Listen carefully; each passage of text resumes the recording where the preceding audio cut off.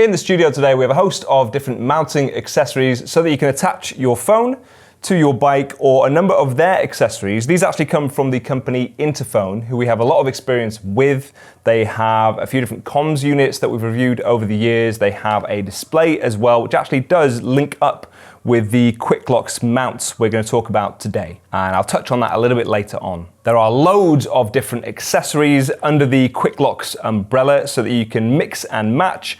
You can make it somewhat of a modular project as well and add to it, or of course mount it to your car, other things like that. There are loads and loads of accessories. And I'm going to assume at this stage that most of us are familiar with the variety of mounting options that are available on the market. The most obvious, and the one I actually use myself because I got into this pretty early, is the QUIKLOX system, which I actually have on my phone here. So we'll reference a little bit of that as we go through here, but most of you are probably pretty familiar with a few different options on the market. The question I've got for this is, how does it stack up? My criteria for phone mounts is ease of use, and these are very, very easy to use. Reliability, you definitely don't want to have the fear of your phone going skidding down the road, and these are very reliable as well.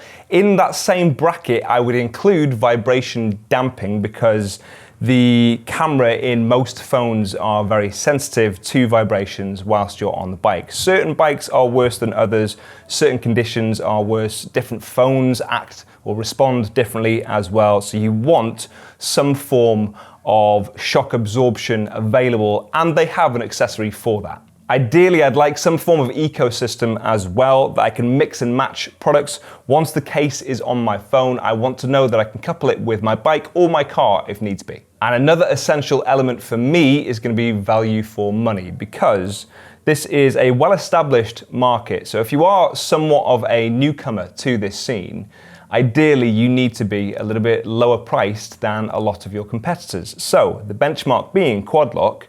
These are around £3 to £5 cheaper for most of their accessories.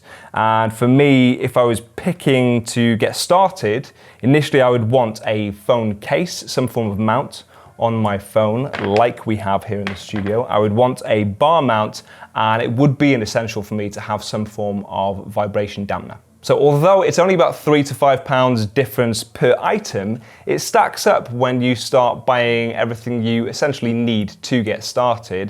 And it's around £11 cheaper retail price as of today than the QUIKLOX equivalent. Those are the introductions out of the way then. How do the products actually stack up? So if we start with the phone case itself, you'll notice the mount on the back of this, and like I say, it's really, really easy to use. You just clip it into place and you rotate it around. And if we use the bar mount, as you can see here, which actually has this, I forget what the name of this is, basically you just tighten that on there and it'll come to me the moment I've got out of this studio. But either way, you just tighten this across, which actually I quite like because I don't want to bring tools with me. And this essentially means that it's a little bit easier to transport this with you onto different bikes. Maybe you've got a variety of bikes, maybe you're out demoing some if you're lucky enough to do something like that. So you can actually take this off a little bit quicker than some of their rivals. And then when you put it in, you just twist it around like that. It is really, really simple, and it is very secure. It's going nowhere on there. Very easy to get off as well. The phone cases offer a little bit of shock absorption. For me, when it comes to phone cases, all I really want to know is there's a lip around the screen. I want them to be as slim as they possibly can be, but I still want some form of protection just coming over the top of my screen if you were to drop the phone.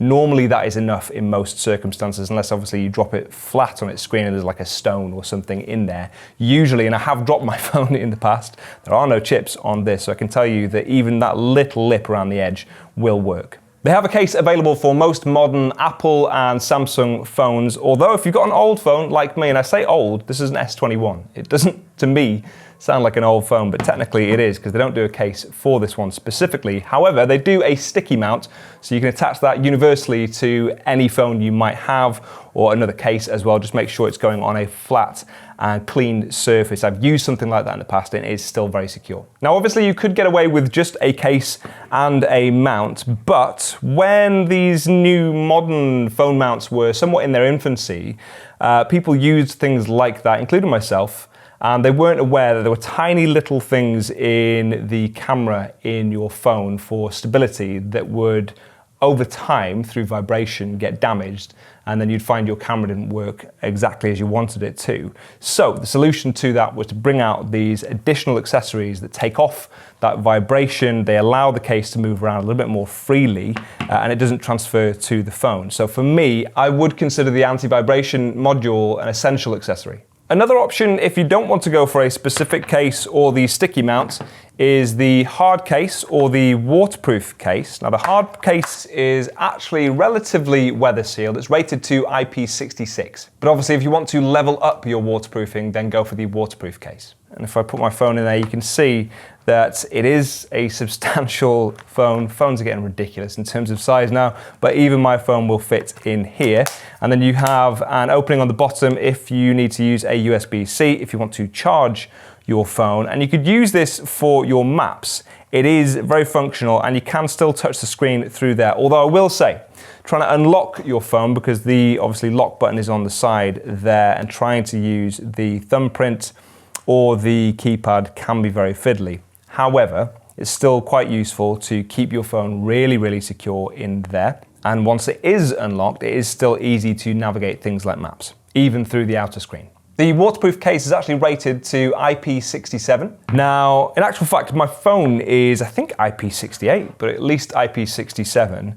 Having said that, most modern phones have some form of waterproofing. We're at that level now as well. But to double up on that, obviously this is still waterproof. I think more useful if you're going to bring things like documents with you or anything in the back here, because whilst it also has a section for your phone, so you have a harness in there that you fasten around your phone, you've also got additional storage on the back side here, which is a really useful thing. Again, it has an opening on the bottom if you want to charge your phone as you go.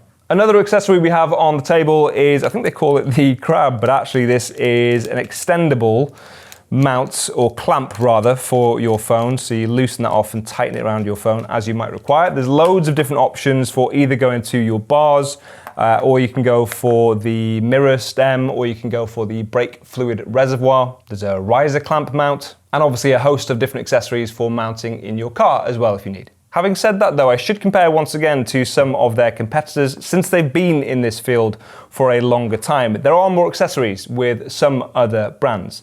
Notably, things like charge units that you can just clip your phone straight onto, which is lacking in their field. However, you can still use a USB-C connection, and one of my colleagues actually does employ that tactic with his, since there are openings on these. I would say though, having used a phone mount for a long time, it's rare that I feel the need to charge my phone whilst I'm on the go, because phone batteries have gotten a lot better. So for most of the time, I'm perfectly fine with just the phone's battery itself. If you were doing a longer trip and you needed something like navigation, then I could see a use case for that. However, they do offer something that might solve that problem for you. They have a display unit which links up with the QUIKLOX called the RIDESYNC, and it's a display unit that links with either Apple or Android and can be used as a separate screen, and in certain circumstances may well be preferable. We have a separate review of the RIDESYNC if you want to check that out for yourselves and compare. I think that is one of the big USPs to INTERPHONE and to the QUIKLOX system. There are certain accessories that other brands offer that obviously INTERPHONE don't,